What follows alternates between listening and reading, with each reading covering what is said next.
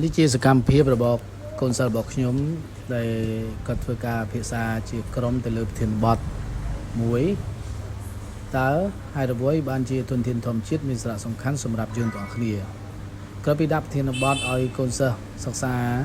ពិភាក្សាជាក្រុមឃើញថាគាត់បានព្រួតកម្លាំងគ្នាក្នុងការបញ្ចេញយោបល់ចេញគំនិតដើម្បីសម្រេចរួមនៅគំនិតនឹងការបកស្រាយទៅលើប្រធានបទយ៉ាងស៊ីជម្រៅ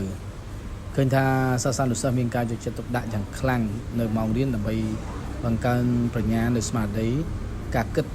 បានច្បាស់លាស់នឹងមុននឹងការឆ្លើយទៅលើប្រធានបទមួយសូមសរសើរដែរដែលឃើញមួយរយៈនេះកូនសិស្សមានការប្រឹងប្រែងរៀនសូត្រពិភាក្សាជាក្រុមការងារដែលជាលទ្ធផលមួយបង្ហាញឲ្យឃើញពីសន្ទុះនៃការរីកចម្រើនការយល់ដឹងជាភាសាអង់គ្លេសផ្នែកចំណេះដឹងទូទៅក៏ដូចជាផ្នែកសិលធម៌វិន័យឲ្យមានរបៀបរៀបរយនិងមានការគិតបានស៊ីជម្រៅសកម្មភាពបែបទំនើបគឺយើងមិនត្រឹមតែបង្រៀនតែទ្រឹស្ដីសម្រាប់កូនសិស្សតាមរយៈតែមេរៀនរបស់លោកគ្រូទេតែអ្វីដែលយើងចង់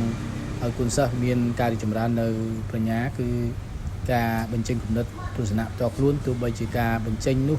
ចេញគំនិតមិនត្រូវក៏ដោយក៏ប៉ុន្តែចាត់ទុកថាកូនសិស្សមានការយកចិត្តទុកដាក់ទៅនឹងការឆ្លើយទៅនឹងសំណួរនិងការធ្វើការជាក្រុមនិងការបញ្ចេញយោបល់នានាផ្សេងៗដូចកូនសិស្សនៅក្រុមថ្នាក់ទី6ទី7នេះក៏គាត់មានភាពវៃឆ្លាតក្នុងការគូររូបគំនូរជានំជា sandwich ជា hamburger ផ្សេងៗហើយក៏ក្រុមមួយក្រុមទៀតគាត់បែបពិភាក្សាជាក្រុមការងាររកដំណោះស្រាយទៅលើប្រធានបទផ្សេងធ្វើយ៉ាងណា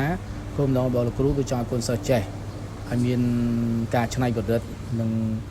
ចេះសហការគ្នាទំនាក់ទំនងល្អរវាងសិស្សនិងសិស្សក៏ដូចជាលោកគ្រូអ្នកគ្រូសូមអរគុណចំពោះអាណាព្យាបាលក៏ដូចជាក្មួយសិស្សានុសិស្សក្នុងការគ្រប់គ្រងការលើកទឹកចិត្តបដោះយុវជនការចែករំលែកចំណេះដឹងដល់យុវជនឲ្យមានភាពខ្លាំងហើយនឹងមានចំណេះដឹងដើម្បីចូលរួមចំណែកជួយសង្គមក៏ដូចជាអភិវឌ្ឍប្រទេសជាតិបាទសូមអរគុណ